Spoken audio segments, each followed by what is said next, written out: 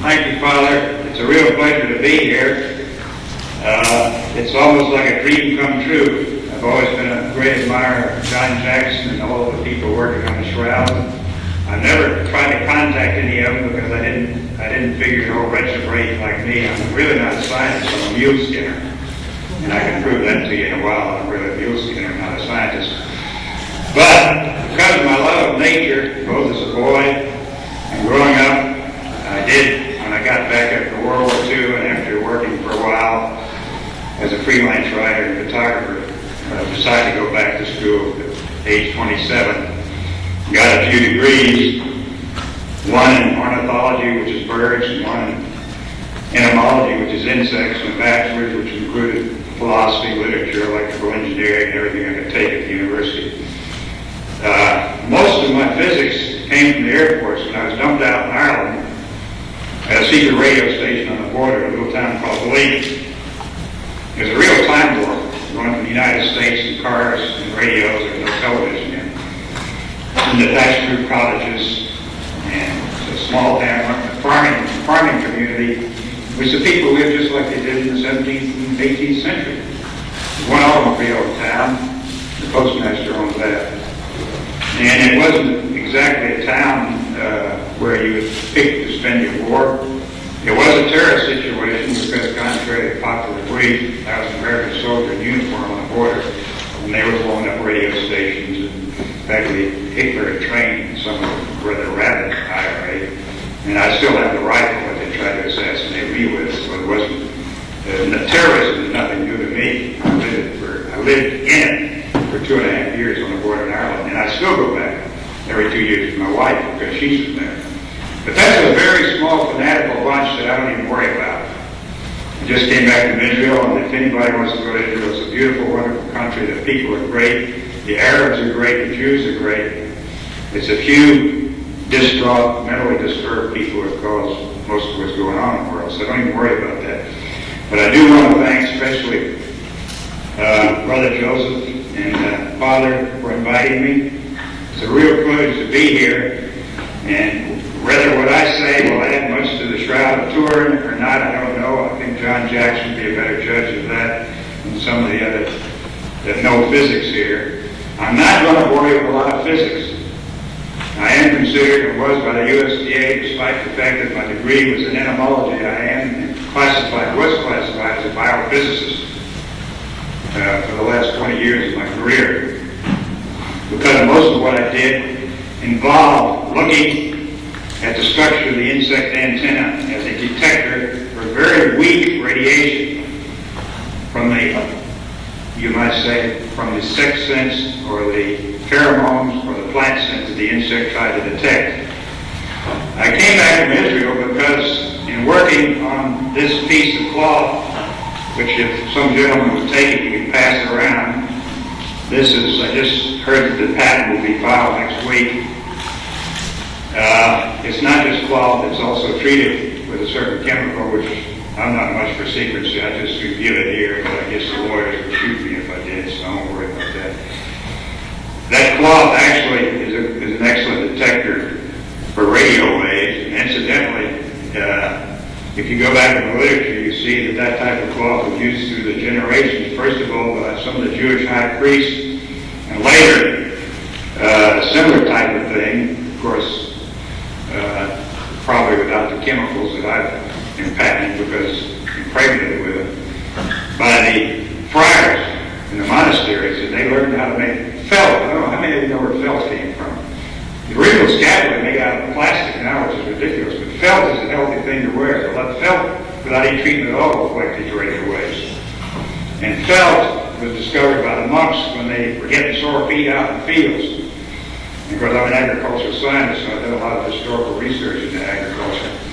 And they chop around the fields. They used to ball up wool and linen, just ball it up and put it between their sandals and their feet.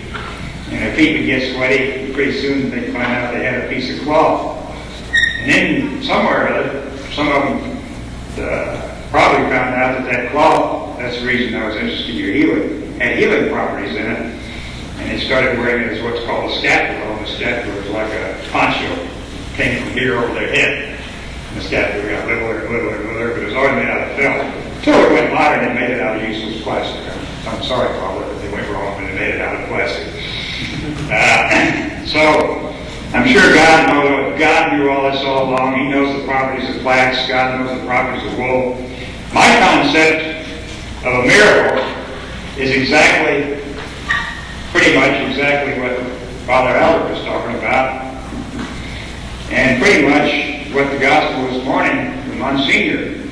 That God utilizes nature. He doesn't have to contradict nature. If you read the City of God in St. Augustine, it's good here to say St. Augustine, big Lord. St. Augustine, if you read him, you find out he says, miracles, quote, St. Augustine in the City of God, miracles are temporal things.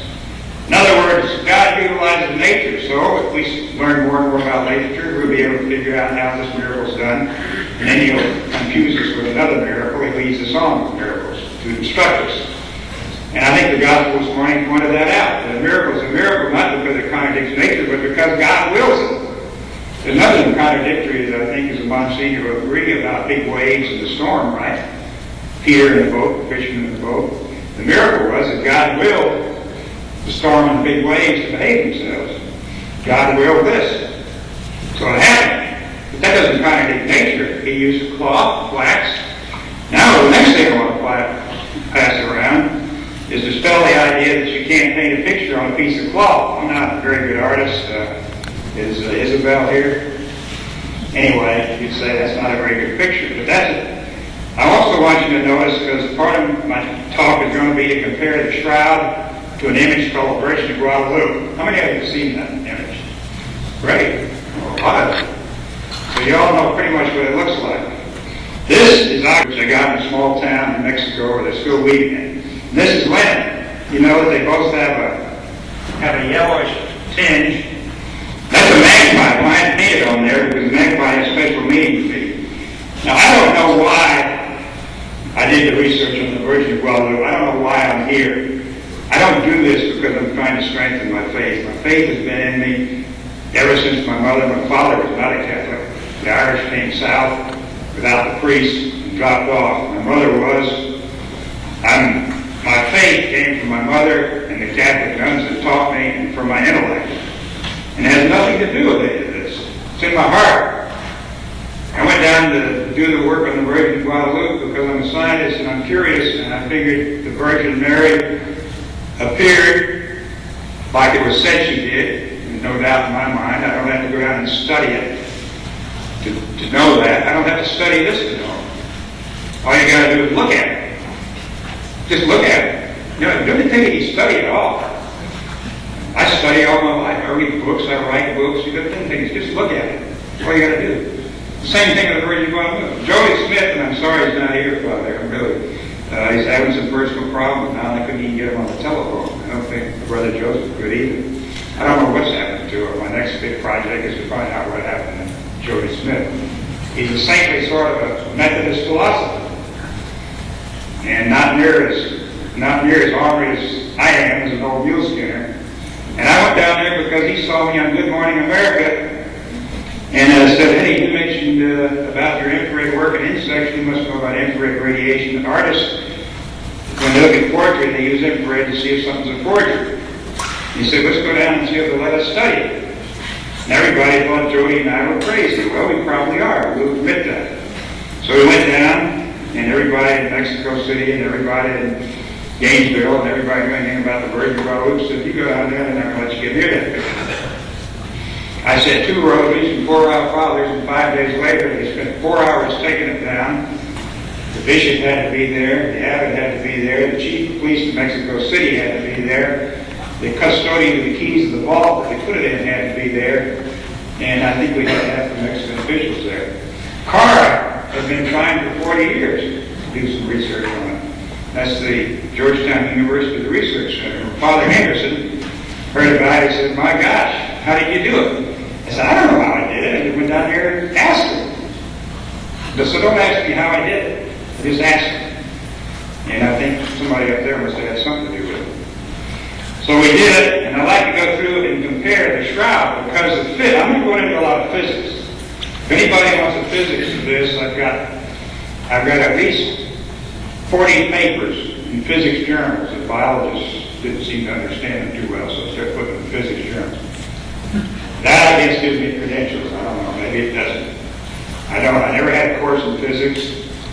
I never had a course in lots of things. I learned by reading. Credentials don't mean anything. I never had a course in mule skin. But studying the Bible, as Father Albert said, is a very important thing. And I got in an argument not long ago, and if we can have the lights out and the pictures, about that. I thought Christ rode a mule on Palm Sunday. And that really devastated everybody because the pictures show him as a donkey. Well, it doesn't say what he rode. But if you read the Bible carefully, the mule was a good animal I've studied for centuries, being for ever so old as I am since I was a kid. Being an agricultural scientist, a mule full of covered wagons across. Most were mules, not oxen. And there were settlers couldn't get across the Sierras with a covered wagon. There was no roads. They dumped the covered wagon and went across there with mules. I get this from about 40 diaries written by pioneer women. The whole thing about putting the wagons in a circle and the Indians attacks, a bunch of baloney. You read those diaries and you find out 15,000 people died from cholera, typhoid, 300 were killed by Indians. The Indians never attacked the wagon trains. They helped the settlers across. There's only 300 cases of attacks on the white people, and 50% of those are considered renegade whites dressed as Indians to rob the trains. The mule was the way he got across, so I got an argument, biblical arguments as well. The Bible, the mule is used in the Bible. All the Jews would use the mule. My rabbi, I got a very close rabbi friend. In fact, goodness I do, because he translates the Hebrew for me. He said a mule is impure. It was a cross between a donkey and a horse, and the Jews couldn't touch the mule. I said, well, why does the Bible, every time something important happens, read it. King Solomon sent for David. King Solomon sent for David on my mule. Later on, Josephus talking about Masada, send the messages out on a mule. Every time something important happens, I said, read it 22 times, and mule was mentioned in the Bible. The mule, he went back and said, well, there's a different word for a mule. There is. There's a word for a donkey. There's a word for a mule. He went back and translated. He came back and said, you're right. The mule is what was used, and anything important had to be taken. And so I was always very fond of mules. We can have the light. And this is old blackjack. So I argued that the pioneers went across, and since I'm a scientist, I have to prove things, right? And since I like history, I think the best way to find out about history is to do it. Well, I didn't even plan this trip. I was talking about this to my eldest daughter, and she said, well, Dad, let's get a mule and do it. So I said, fine. That sounds great, Kathy. Let's get a mule and do it. So I looked up the Immigrant Trail. The rangers told me it doesn't exist anymore. It's a line on the map. It goes from Lake Tahoe to Yosemite on down into the farming valley. 180 miles across 6 passes, 10,000 feet, from 4,000 to 10,000 feet. And I said, but your mother won't want to keep the children for a month or 2 months. The ranger said it'll take 2 months. I'm retired and I can do it. And your husband travels a lot. What are you going to do with the kids? Oh, she said, we take them with us, Dad. I said, hey, that's a good idea. Right then we were assigned to the booby hatch by everybody but my wife. 2 little kids, 6 and 8 years old. A 68-year-old man. My God, and a 35-year-old woman are going to cross the Sierras with one mule. So yeah, I got to be one mule because that's all they have left over for all the settlers, about one mule per family. You can't do it. We went out west. The mule skinner said it'll take 2 months and 4 mules. Because you got 4 people, you got to carry enough food for 2 months. I could pay a few quick calculations and said, Kathy, it'll take 1 mule. We'll do it 1 month, okay? He said, you say so, Dad. So we finally talked the mule skinners into renting this old blackjack there. The mule was a kindly, wonderful, gentle animal. I never cussed him. I asked for lessons from the mule skinner. He said, here's the way you pack him. I've never been near a mule before in my life. You packed him. I said, now, one thing I do know about animals, because I was a fowler, you never mistreat an animal and he'll love you. And that's true. I said, so what does a mule like? He said, well, a mule doesn't like to be petted on the face. He said, but, you know, people will always badmouth the mules and says the mules are kind-hearted animals. All you got to do is put your arm around them and love them. So I spent the next 27 days with my arm around that mule's neck whenever you feel bad, whispering in his ear. And they said it'll take 2 months and 4 mules. We crossed 180 miles of the most rugged mountains in the world. They're considered more rugged than the Himalayas. We did it in 27 days with 1 mule.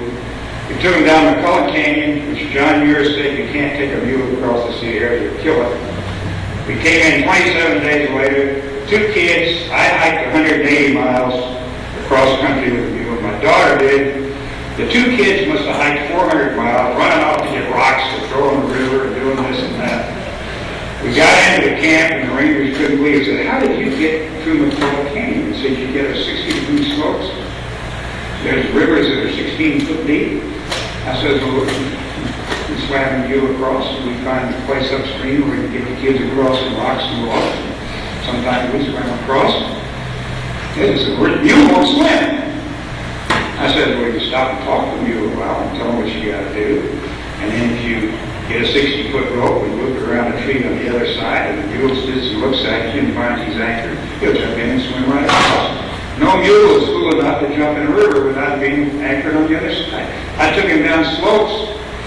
The Indians were not chased out of the southwest by the white cavalry. They're chased out by the 24th Infantry blacks on mules. And I write an article on that. And I'm probably going to publish it next Black History Month, next February. 24th Infantry is all black. My father commanded 1 company of them and said they were good soldiers. He trained them. They won the Pershing Cup, which is the highest award in the Army. My father ruined his military career and then changed the 24th Infantry into a labor battalion. That's Blackjack, and that's a 6- and 8-year-old who can now cross the Sierras. There's 6 passes. They went through 2 days of a snowstorm in August, dropped down to 6 below zero. We had 2 days of rainstorm, the rest of it was pretty good weather. Live close to nature. God, Christ, Mary, they lived close to nature. They did not live. When we get up today, we equate things with getting up, taking our shower, brushing our teeth. Much of my life has been spent just like this. From the time I walked around the world, from the time I was in the Army, I still spend most of my summers, and I don't carry anything but a bedroll. I don't have a tent. I'm getting ready to go to the Himalayas. I'll carry a bedroll and about a 20-pound pack of food and a pruning saw. Not a knife. A knife is useless. A pruning saw. And I can go anywhere and survive in the world, including the desert. I walked across the Syrian desert. That's what Christ is doing. So let's go on and see what this has to do with the Virgin of Guadalupe and the Shroud. It has to do with understanding and living with nature. It has to do with being able to get close to a bird if you're studying an insect and seeing what the insect does. I think you can all see the mosquito there. The mosquito is coming not to the bird's skin, but to the gas emitted by the bird. Now, I'm not going into the technicalities of this. They're called dielectric antennas. That's a big word. Forget it. It's an antenna.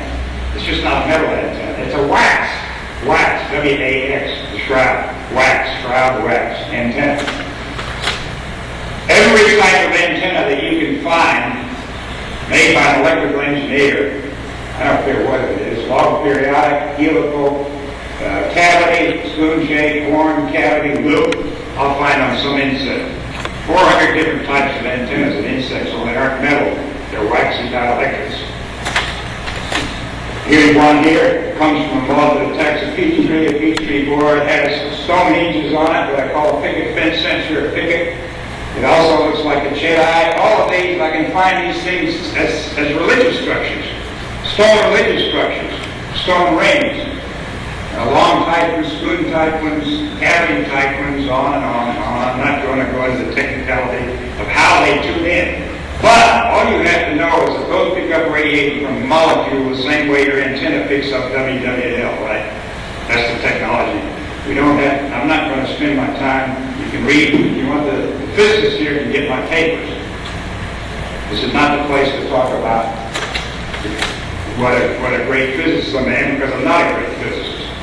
I just looked at nature and copied what nature did, which is what science used to be about, instead of sitting around guessing what might happen with a computer and making a mathematical model and say, this is probably what happened. Look at nature. That's what God intended. So here's, when I postulated one of these detectors was a CO2 detector, I was told it couldn't possibly be because a free-floating molecule can't emit radiation. There's a free-floating molecule which, when it flies at the antenna, emits a CO2 line and a side band with a technical name called a Stoke frequency. You see it going up there, very sharp. It's as sharp as a laser line. The antenna is tuned to that. This means that a small fiber on the antenna is able to take radiation. When the chemists started figuring this out, after I started doing this in the USDA lab, they figured out by dilution factors that an insect can detect 1 molecule in a cubic millimeter of airspace. The radiation from 1 molecule in a cubic millimeter, you're talking about 10 to the 27 minus 27 watts. I didn't even say that. Maybe John can. What is that? Trillion per watt. 10 to the minus 27, how many watts is it? This is what you can detect.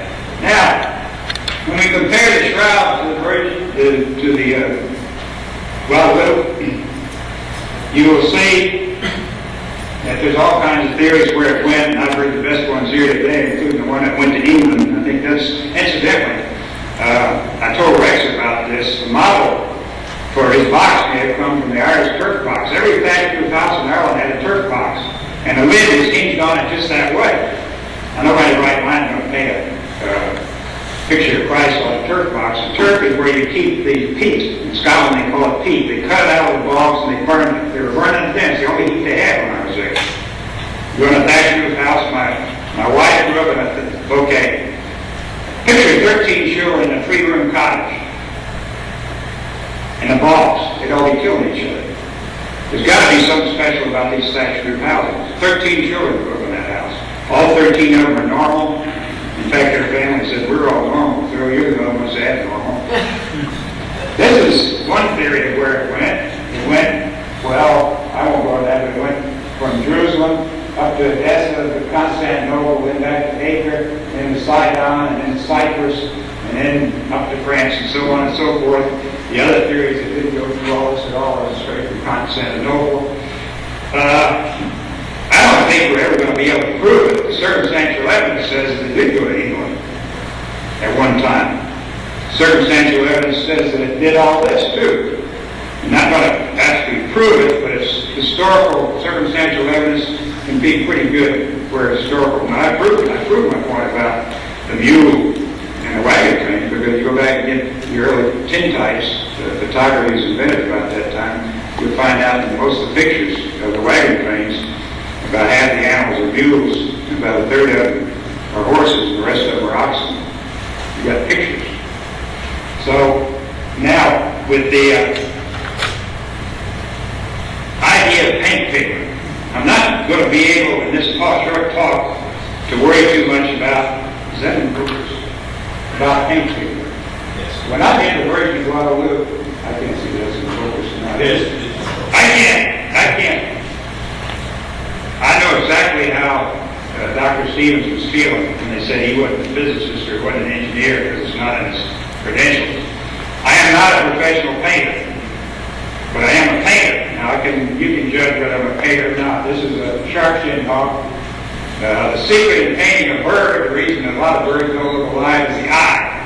The eye is very difficult to paint because if you look at a bird's eye, it's flawless, and you have to get the highlight on the top of it, but you have to have another highlight on the bottom that everybody reads out. That bird, if he looks alive, I don't know, it's for you to judge. It's because his eyes are painted correctly, his feathers are painted correctly, and so on. The other thing is, something dead is different from something alive. And if you paint a peregrine falcon, I started the North American Falcon Association when I was 13 years old. While there, I found the use for Latin. The first 5 in falconry was written in Latin. And I'd get an S in Latin until I found out about that, and all of a sudden my Latin went straight up to A's. I had to translate it. The peregrine falcon looks alive. He looks like, maybe he doesn't, I don't know, you have to judge that. To me, he looks like he's floating in the air. To me, he looks like he just struck a bird. The magpie looks dead. The magpie is a special bird to me. I painted on that because if you go down to where the Virgin of Guadalupe is and go up onto Callahan Hill, you'll find out up there there's a mural painted in 1949 by a Mexican, and between the Virgin and Juan Diego is a magpie. The magpie does not occur in Mexico. It occurs in Spain and it occurs in Colorado and California. It does not occur in Mexico. From the time I was 12 years old, I kept pet magpies. They make great pets. Probably in the background was a falcon. There's no falconry in the United States. There's no falconry in Mexico that came over with the conquistadors. Falconry ended in about the 14th century. So, in the background on this painting was a falcon. You know, I saw that and turned to Joey and said, "Hey, Joey, I think they're going to let us do this work on the Virgin of Guadalupe." Now, to get to the Virgin, because that's what I'm supposed to be talking on, this is background stuff up to now. How long did it? 3:40. Oh, I got plenty of time. I want to spend a little more time, this is about the Shroud this meeting, but I want to get the comparison between the Shroud and the Virgin of Guadalupe as far as the painting is concerned. Now, I can't stand here and say there's no pigment on the Virgin of Guadalupe. There is pigment. The first thing you notice is the face of an Indian. Rex here has a beautiful book that if you look on page 107, it's the only early picture of the Virgin. It has three things that are very similar. I'm fortunate to have found this book and to have met Rex and autographed it for me. There's three things in it, plus I'll have a contact when I go back to Australia. I love Australia, especially the outback. I'd like to be lost in the outback. That's where I should be. I shouldn't be here. I should be in the outback of Australia now with you. This picture, if you want to call it, or figure, or whatever, the face grabs people. It's one of the most blissful, blessed faces of any artistry there is. It's very strange because if you get up close, which I was inches away from it, they took it down, put it in the vault, and I spent from 9 o'clock at night till 5 o'clock in the morning working on it. I took 60 infrared pictures. I handheld a camera, and everybody told me you can't do that because of the blur. Infrared film is very slow and very sensitive to light. I handheld all 60 because I knew I couldn't get enough if I used a tripod and fiddle around too much. That was another miracle. All 60 of them were in perfect focus. Perfect. Everybody said, "Do you feel holy and sanctimonious and do you have anything in your heart right now?" I said, "No, I felt like a robot. I felt like a machine." I didn't feel holy until about 3 days later when I started looking at the pictures. It's a picture that when you're up close, it looks like chalk. It's pigment. It is pigment. It looks like limestone. It looks like limestone, and then somebody got back and threw limestone at the Tillman. The Tillman is cactus. All of this is breaking away from it. And I'll show you some detailed pictures. You can see the moon is breaking away. My work, the infrared, showed that all of this was added later. Now, I said, "That's simple. Why on earth would they do that?" This picture was in a church from 1538 till about 17-something or other, when it was put into a basilica. For over 100, almost 200 years, those churches had no windows. Mexico City was partly a lake. It was very humid, hot and humid. The faithful were coming in, touching it, handling it. It's never been behind glass for just about the last 80 years. And in fact, not long after they put it behind glass, they changed it to bulletproof glass, because in 1922, the communists blew the church up during communion service. Nobody was killed. The priest wasn't injured. He twisted the cross into a pretzel, the big cross on the altar. The Virgin and the glass that showed that it wasn't even hit. All of the damage went everywhere but at the people and at the Virgin. That's got to be a miracle too. This is well documented. This is documented by the communists themselves who were trying to take over the government at that time. Why would they add around it? Because I think it got dirtier and dirtier and more messed up, and they just started adding things to it. And then I think the Spanish probably decided that they needed a few English because it made it sort of a Spanish Gothic. Now, people have taste in art. I love Spanish Gothic. When I go to Spain, I spend half my time in their art museums because I love I love the Mexican churches. The Americans go down and it's all cluttered. It's got too much junk. Take all the icons down, take all the stuff down. It's got dolls there, saints here, baskets up here. I love that. It's like a cluttered Victorian house. I love them. That's a matter of taste. Doesn't mean it's not artistic. It just means that some people like things different than other people. This has been turned over the centuries into a Spanish Gothic figure. It makes the Virgin much higher than she really is, much taller looking. Again, we've had several talks here.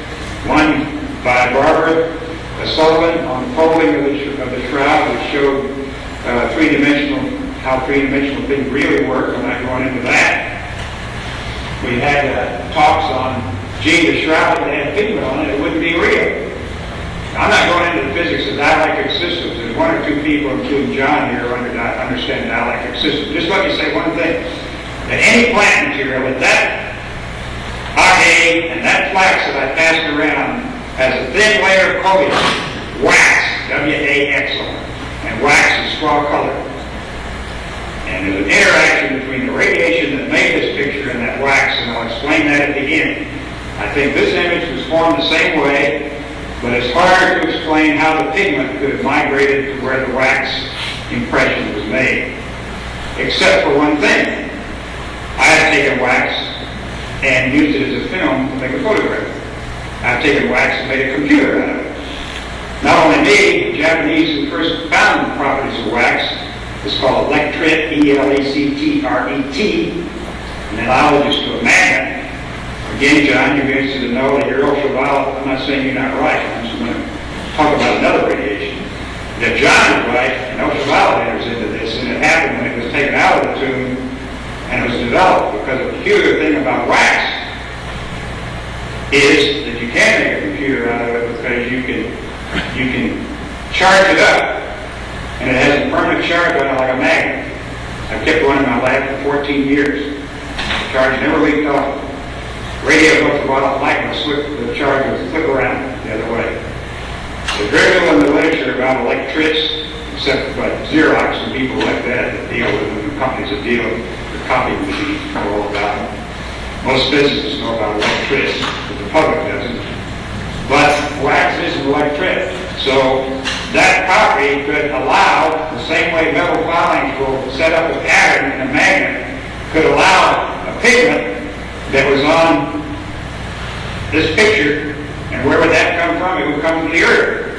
Why would it be there from the Earth? Because Juan Diego, when this image was formed, the legend is, and now I have to give you the legend real quickly. The legend is that Juan Diego was coming from Tapaya Hill.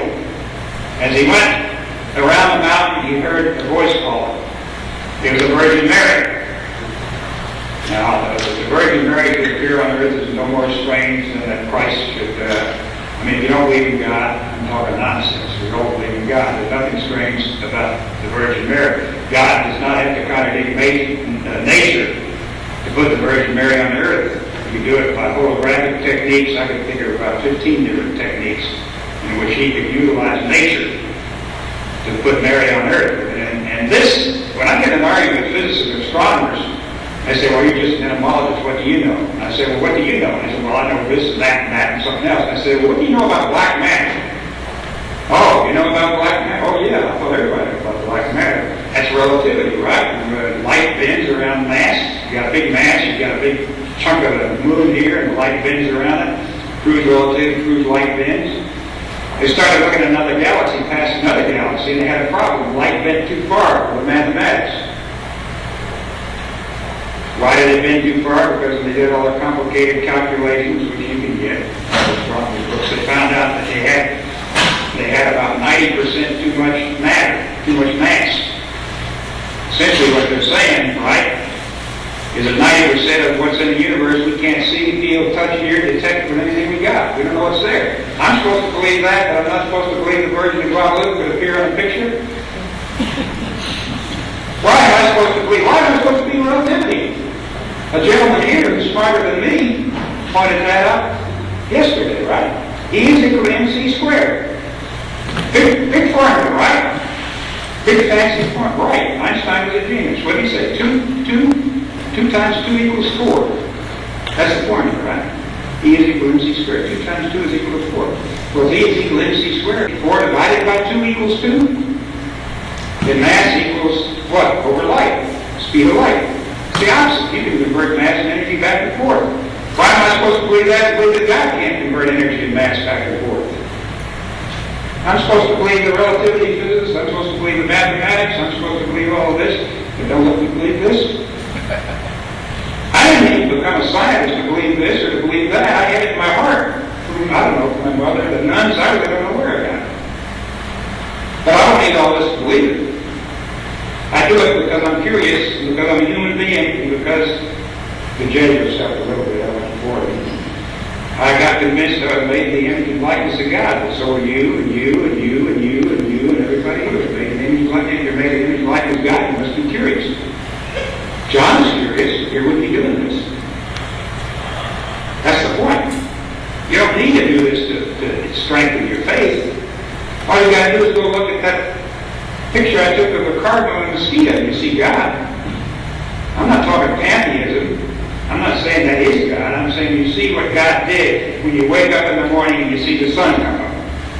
That's what I'm saying. Let's go on and compare this to more. So they painted around it.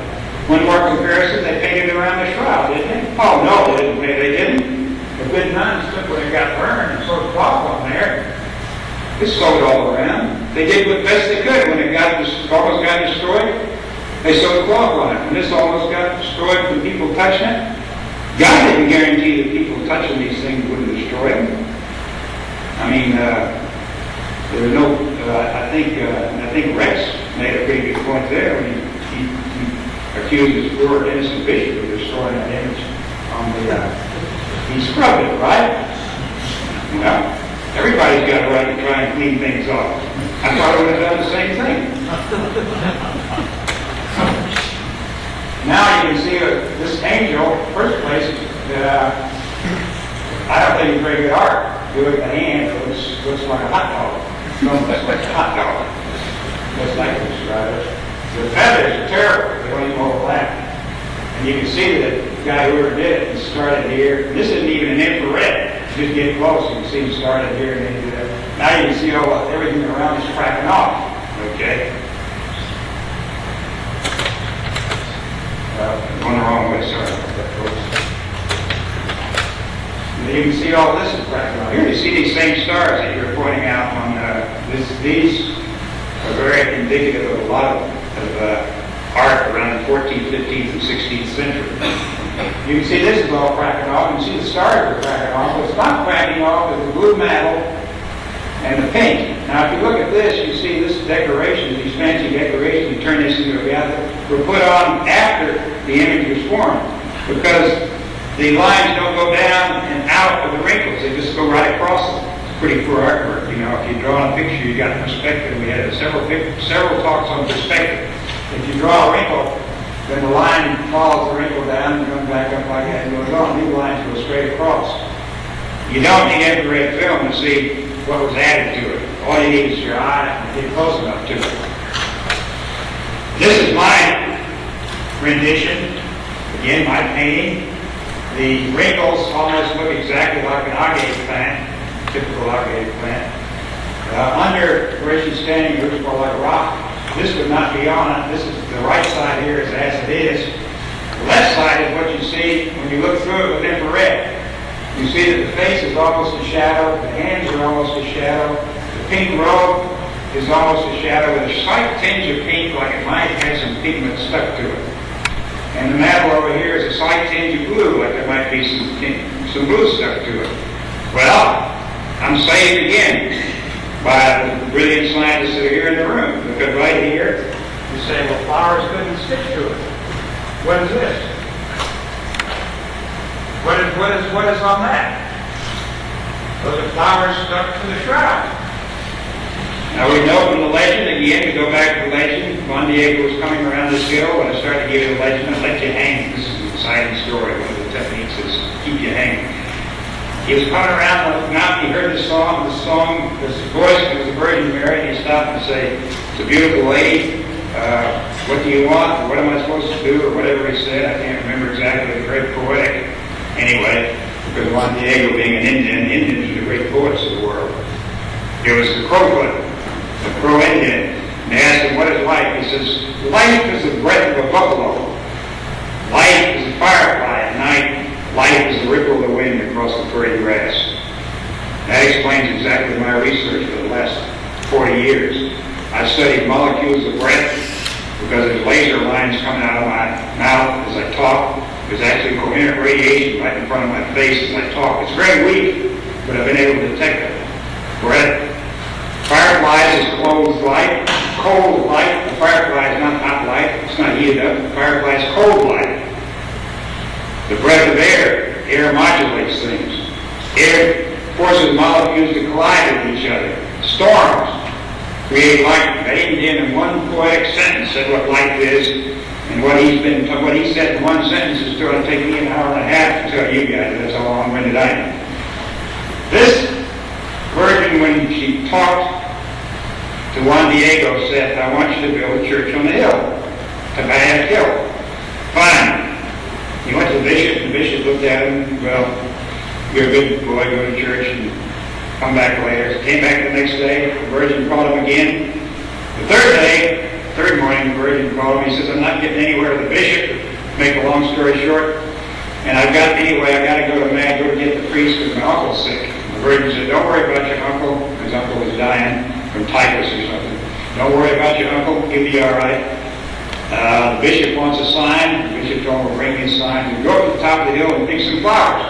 So he took this piece of agate, linen, you want to call it that, cactus linen, that's what it is, cactus linen. It was around him like a cloak. He wrapped around him like a cloak. She put the flowers in it. He folded it up. Now you've got plenty of pigments against it. You've got flowers, you've got roots, you've got dirt, you've got everything you need. You've got a waxy substrate, which if the right things happen to it, will turn in and will be able to move those pigments anywhere they want. I'm not talking about my hat. I've done this in the laboratory. And I'll show you some of these frequencies in a minute. I'm not going to show you many of them because people get bored with wiggly lines. I'll be glad to send you the papers. I get bored with wiggly lines too. I'd rather look at the version of Guadalupe any day than wiggly lines.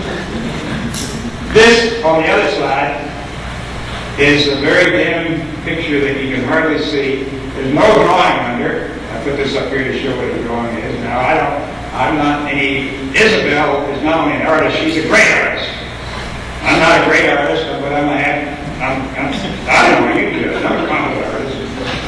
You notice that when I take all the decorations out, she becomes short. She becomes the same sort of lady that would be short, like a little Jewish mother, or like an Indian.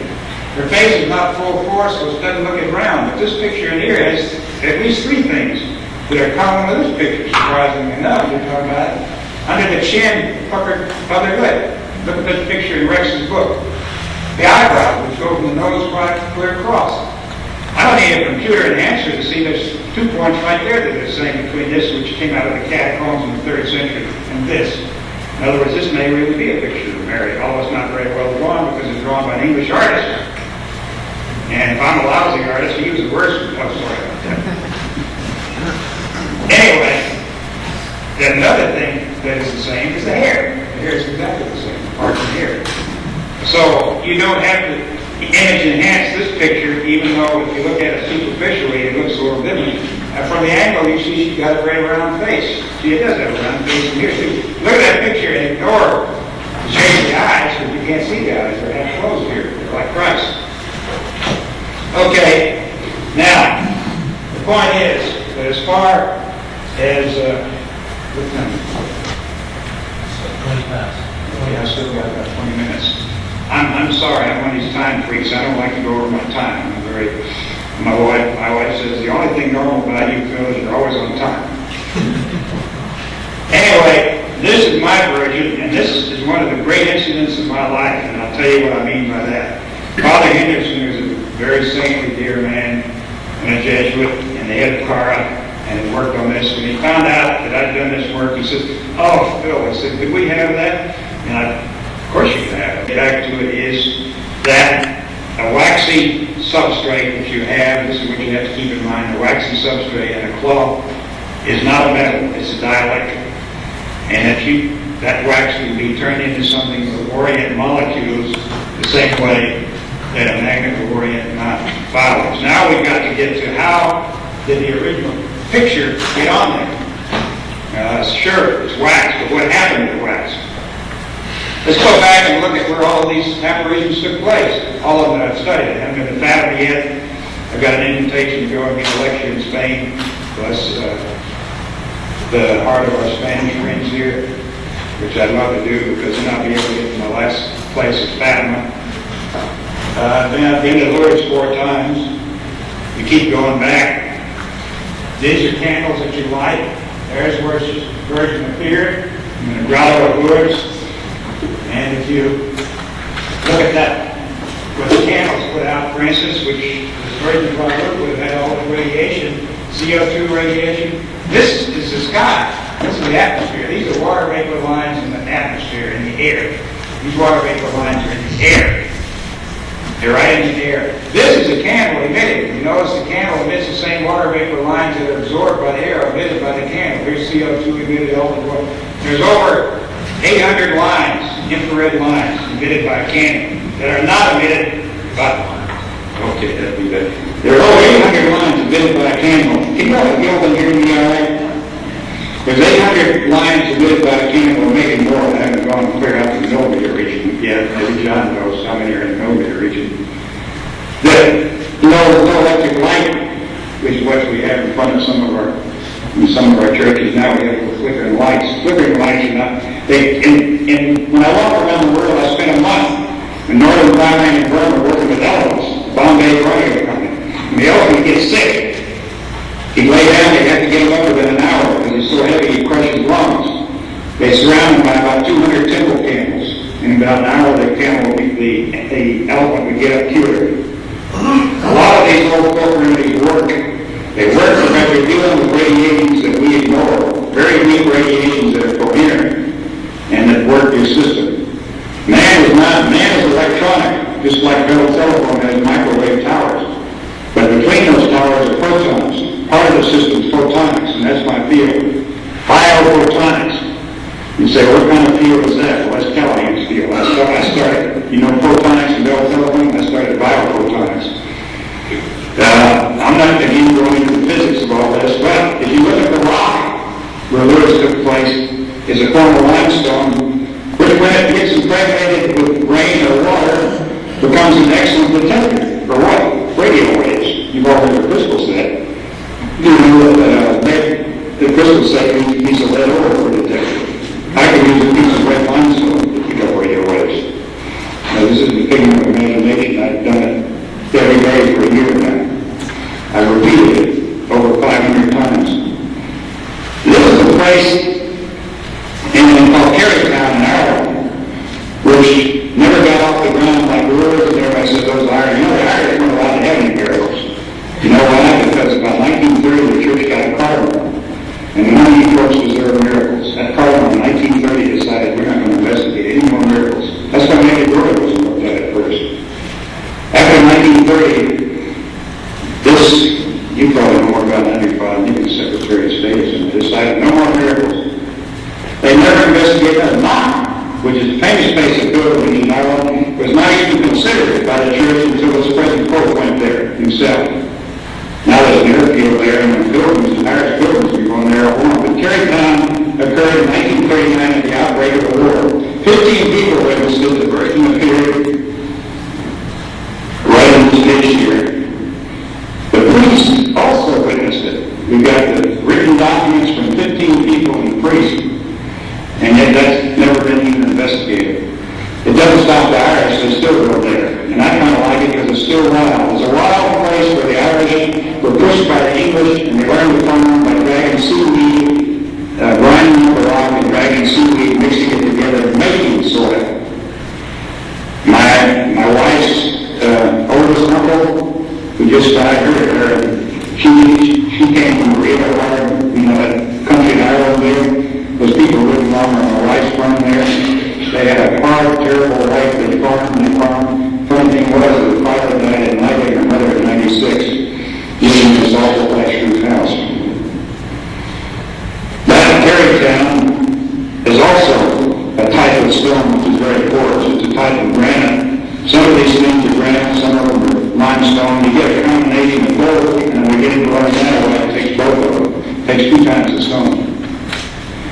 you can see some of the fake bulletproof. This tire still go there. How many know what this is? Very few American good. I didn't see a single American. It's lots of that. In the French Alps, one of the beautiful spots in the world. That's obviously rocky. The Virgin was rocky rural places and was rural people. She's always appeared in rocky places to rural people. She never appears to mule skinners that give lectures in St. Louis. She never appears to presidents of corporations. She always appears to rural-type people in rocky places. And I can see why, because rural-type people in rocky places are very, very, very good people. Not that they're all good people, I hope. This is my wife, by the place where the two little shepherds. One of the big things about this is that she was a little shepherd. They weren't shepherds, they were brutal girls. They're brutal boy and girl, brutal children. Brutal children took cattle, not sheep. Shepherds take sheep. Brutal girls took cattle in the mountains and boys and stayed with them. They went up for 3 months at a time. They didn't come back down. They lived up there with the cattle. Because the cattle fed up there in the grass, and it would take you about a day and a half to climb down from here down to the village. We lost the leg. You didn't go home every night. That was my wife standing by where it occurred. There were plenty of rocks around there. This is Major Dory, same sort of situation, rocky. Now all of these places have a property to them called paramagnetism. Paramagnetism and dimagnetism apparently is thought by physicists to have been discovered and put in the books for the benefit of the physicists to describe how an atom works.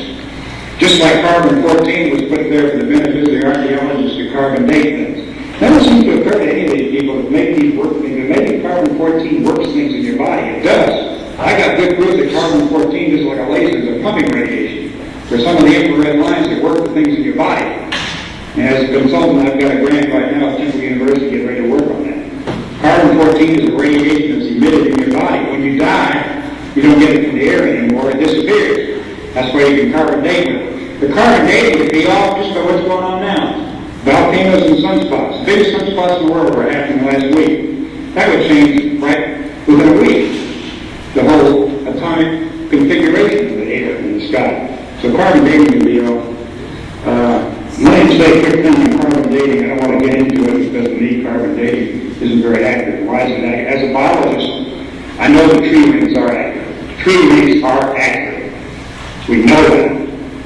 It works every time. You work on a 2-year-old tree, a 20-year-old tree, a 100-year-old tree, a 1,000-year-old redwood. It works every time. When they carbon dated the 3,000-year-old bristlecone pines, they ended up 1,000 years off. 1,000 years between 800 and 1,000 years. That's somebody quote that. Steal it from me and quote it. Next time one of these carbon dating guys gets on and say, "Well, what about the bristlecone pines?" I say, "What's that?" That's a pine tree that's older than the redwood trees.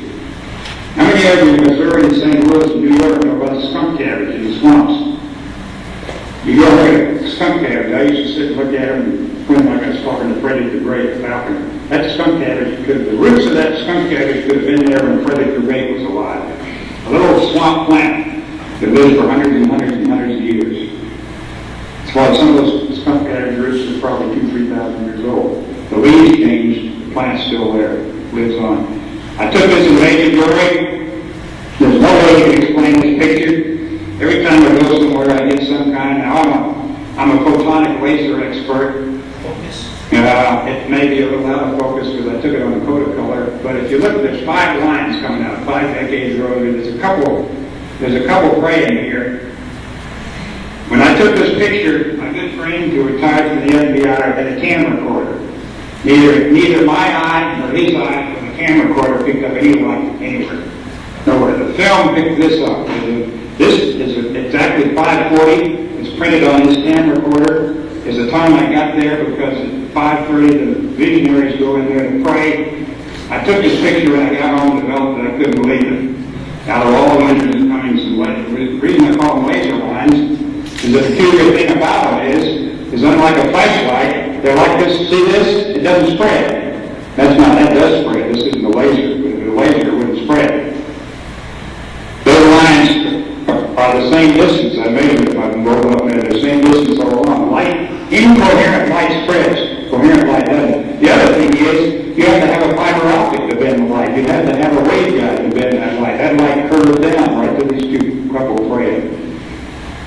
way, I am better able to explain the image on the shroud than I am that. That has got me totally baffled. I'm a bio-laser expert for all that.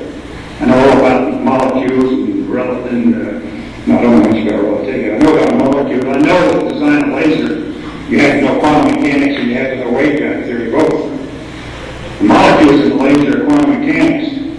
The waveguide part of it is lasers. Anyway, let's go on because I don't have too much more time. There's a characteristic of all these places that they are paramagnetic. In other words, it's the ability of a substance that acts as an antenna for magnetism. It's not magnetism, it's the ability of the rock to act as an antenna and to collect magnetism. All of these places are very highly paramagnetic. They also have a diamagnetic property to them because plants are diamagnetic. The shroud is diamagnetic. The yin and yang. Now, when you have a big storm, you can have as much as 1 million volts. In other words, that's 10,000 volts per meter. That's a lot of energy. A typical storm, this is a typical storm cloud. The reverse of polarity reverses in theoretic minus plus. It reverses. The cloud becomes minus. The becomes plus. The lightning arcs up from the ground up. It doesn't go from the cloud down. It goes from the ground up. And you can have, like I say, in a good storm, in any part of the sky, you could have as much as 10,000 volts per meter, or 100 million volts potential between that cloud and the earth. That's a lot of voltage. And God, in the gospel this morning, those that went to Mass, heard God shut this sort of thing down. Now, I'm not talking to atheists who don't believe in God, because there's no use talking to them anyway. Now, you might try and pray for them and convert them and talking to them. This is where Christ went. I just got back from Jerusalem last week. He went from Jerusalem, where we find it, Bethlehem, Jerusalem. He went the other way. I went this way. I followed Christ's trail from Jerusalem to Jericho. The temptation on the mountain took place right here. We went down to Purim. It's called Cameron, Cameron, where the Dead Sea Scrolls, and down here in Masada, where the Romans finally defeated the Jewish in about 70 A.D. Then we went back to Jericho. We followed Christ the other way, back up to Tiberias into Capernaum, right here. But most of Christ's ministry was right along here. From Nazareth, which is a big city now, it's a big Arab city. We didn't have a big problem. The Arabs loved us. The Arabs love Americans. There's no problem at all. They're not going to do anything to you. We went down here, and my wife and I, this is where you shouldn't go down here by yourself. We went out and we were waiting in the Dead Sea. And 3 year old, we thought they were Israeli girls. Said, no, we're Arabs. And they said, are you English? We said, no, we're Americans. And they got, for some reason, they got totally divided. They said, oh, I'm American. And we couldn't deal with it. There was no problem at all. Israel had a good time. If this terrorism bit, forget it. Don't worry about things like that. If you get killed, you're not going to heaven, right? Don't worry about it. This is Jericho. So what did we do? We went around and I collected rocks. Because I collected rocks, I wanted to get a rock from something. Here's a picture, for instance, which shows you what your eye can't see. This is the cliffs of Moira in Ireland. You see a little pinkish tinge here. That's because of neon in the air. And neon puts out visible light in the pinker orange, but it also puts out radiation out at about 150 kilocycles in the radio region. So when you got that, you know that rock you've also got 150 kilocycles. This rock has been wet. These cliffs of Moira are about 900 feet high. This is what Lindbergh saw when he came in over Ireland. He hauled down some fishermen. He came in right over these cliffs. I climbed these cliffs on the mountain, I like climbing mountains. There's seabirds nest on them. You see that little pink there is not a light-struck film, and it's not algae on the cliffs. It's because the light, the little bit of neon here, you see when I took a come around where the Dead Sea Scrolls are, and I said, oh, that's light-struck. It's not light-struck. My camera is sealed on the inside. It's an underwater camera. How can an underwater camera have film light-struck? It's mirrors. Well, can you get rid of it? I use it in my dolphin. I work on one of my projects is working on dolphin talk. They heard I could talk to mules. They thought maybe I could talk to dolphins too, but I'm not getting anywhere with it. Anyway, this is one of these are the caves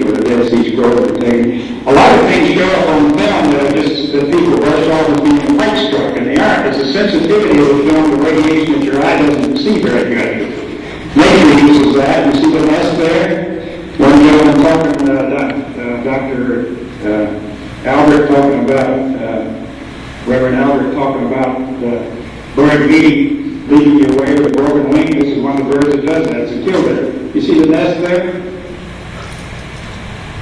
Mama bird has her own incubator. She doesn't have to sit there all day. She run out and leave there, you don't get cold because the thermal energies are reflected from these rocks she's collected from out here, these white rocks. And she's using it as an incubator. Nature uses rocks for all kinds of things. You can see this nature everywhere you go. You can see, for instance, this is Chico Canyon where the Navajos reservation. You see the trees. Why don't they follow the river? They don't. They turn and go right towards that corner of that rock. There's a tremendous paramagnetic energy. In other words, when the sun hits a rock, it collects the magnetism from the sunspots. And this magnetism, I've been able to speed up the growth of plants in experiments with this. People say, oh, well, those are hanging from above. Those aren't. Those are drawn right out of the rock. And they say, well, there's soil in there. Well, sure, there's a little ground that rock in there because the rock, that's what soil is. Soil is eroded rock. And soil has to be highly paramagnetic. The reason great prairies are becoming no good is because it's losing the paramagnetic property. And you won't find anything in the soil books about this. But I've taken ground up granite and plowed it into 1,000 acres of grapes out in California. And the farmer sold all the grapes because California came along and got real tight on insecticides. You got a healthy plant, you don't have disease or insects. He grew 1,000 acres of plants with no fertilizer, no insecticides, and no weed killers. And he made over $1 million. Everybody else around here lost money because they clamped down on the grape residue. These are properties that God put in nature that we're ignoring.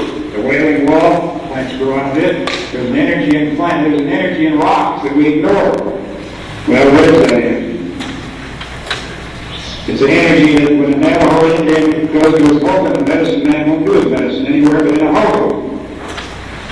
It's an energy which is in the sweat houses of Ireland, which go back 5, 6, 7, 800 years. They're still scattered around in the mountains of Ireland. That's my Irish sweat house. They build a turf fire in there, get the steam up. The steam would get into the rocks. Pretty soon you'd have a resonant cavity for these radio waves. Now, where are these radio waves I keep talking about that are amplified by this paramagnetic property and this diamagnetic property that we're talking about? They're in the region in which electrical engineering is called electronic induction heating. You heat something up, something is absorbed, it heats up. It's induction heat. Look on the spectrum, that's where they are. You go to this church or pray, and you get in alpha state in 30 seconds. No biofeedback or anything. Except on volcanic rocks in the town of Guadalupe in France. An Irish cottage made out of this type of rock with a thatched roof of my house. My wife was reared and born. You go into that type of house and you go into any of these stone structures like this. You go into this building, you won't, these frequencies that I'm talking about in this induction region will be very weak. Go into these one houses like this and they'll be amplified 25, 30, 40 times. This is a place called Callahan Island in Ireland. The monks used to go into these beat high cells. They meditate. That's why they go and meditate. They didn't know this was the radio energy in this part of the spectrum, but they do it make them feel good. But you just do it. Their bathtubs, their bathhouses were covered with rock. Why would they do that? You do it. You have a liquid sweat house there. They knew how to weave this cloth that I'm passing around. They didn't know that it was picking up radio waves, and they probably didn't even know how to make it do that. But linen was the cloth. There's a high priest dressed in linen, and also the other priests, the royal priests. Linen was the thing they wore. Now, I brought back some rock from a tomb just like Christ. If you look at those pictures over on the wall there, we pasted them on the wall, you look at it closely. This is the type of limestone that when I used it last week, it still hooked up to my oscilloscope, I began getting these frequencies in 25 times stronger than I did with a regular detector that I used. You can see these frequencies right here. Here I'm using a piece of cloth to pick them up. Again, it's a piece of wool, flax. It's a combination of a paramagnetic and diamagnetic substance. It takes a little complicated weaving, but I've got some people doing it for me now. You can see these frequencies are not a figment of imagination. This one's at 150 kilocycles. The station I was at in World War II was at 300 kilocycles. I always felt good there. Radar station, you feel bad. From that shortwave. Shortwave are working things in nature. Why are these frequencies working? This frequency here at 150 kilocycle, as near as I can calculate it, I've gotten it. It goes through the soil. The tube would be closed up. You have a resonant cavity. It goes through as near as I can calculate 35 feet of soil. Your radio goes through the wall here. Now, where is this coming from? I'm going to end up just to show you these things. They also have side bands, complicated side bands. They're not figments of my imagination. They're being detected by a piece of rock from Christ's tomb. Well, he said it's not really Christ's tomb, but it's the same kind of tomb. Now, I couldn't hardly go into the whole church, the whole sepulchre, which may not be his tomb either, and knock a chunk out of it. This tomb is in a park. Most people don't even know where it is. The archaeologists of Jerusalem didn't know where it was. Anyway, I ended my trip, as you might say, on the hill where the Sermon on the Mount took place. Beautiful sight. Two of my friends there, one of them giving a lecture on the Bible, and a Jewish friend there filming him. One Christian, one Jew, on the side of the Sermon on the Mount. One of the most energetic cathedrals in the world. I'll end with this because it's a pretty picture if you focus it. It's Substrate Cathedral. You can go and stand under that steeple in the middle, and you just feel good. And you have to really force the nature of a few of these things. People say, how did they discover this? They discovered it because, like me, when they're out in nature, they don't sleep in a Winnebago. They sleep on the ground. They look at the birds. They collect the insects. They do things to get close to nature. And there's still causes in the world where people still do those things. I'd like to finish with one more thought. That the simple fact that radiation, as it came through the punchline, as it came through and was amplified by these rock structures, 25 or 30 times over what it would be, and think of how strong it would be if at that time you had a storm going on or the sunspots were like, because you're talking about a complicated interaction between radio and paramagnetic properties of the rock. If these rays are coming through, they're amplified by the tomb. They go where the lemon is forward around Christ. It's part of the spectrum electromagnetic induction heating. Electromagnetic induction heating. It would heat up, and wherever the shroud was not touching the body, it would heat it up and destroy that waxy layer that you see. Now remember, if you go and look at Lennon has a straw-colored, because of that waxy layer, has a straw-colored hue to it. It would destroy that straw-colored hue where it wasn't touching. Where it was touching, the heat would be dissipated by the coldness of the body, and it would not destroy that waxy layer. What you have in the Shroud of Turin, very simply, is a piece of linen cloth. I could prove it in 30 minutes, and they had a piece, 30 seconds, and they had a piece of it. And it's no different if you go to Ireland and you look at a linen tablecloth that's white because it's bleached. You look at a woman's knit dress. A woman's knit dress is not bleached. It has a straw-colored thing. I'm still trying to get a piece. They quit making linen in Ireland. They don't make it anymore. And all of this research, the real properties of the plant have been ignored, the properties of the rock have been ignored, and that is not anybody's fault. It's just that you have to be a crackpot like me to run around studying rocks and plants. God bless you all. Thank you for inviting me. And don't think I'm smart or anything. I just did this looking at nature, and I think I had a little help from the Virgin Mary. Thank you, Father, and Father.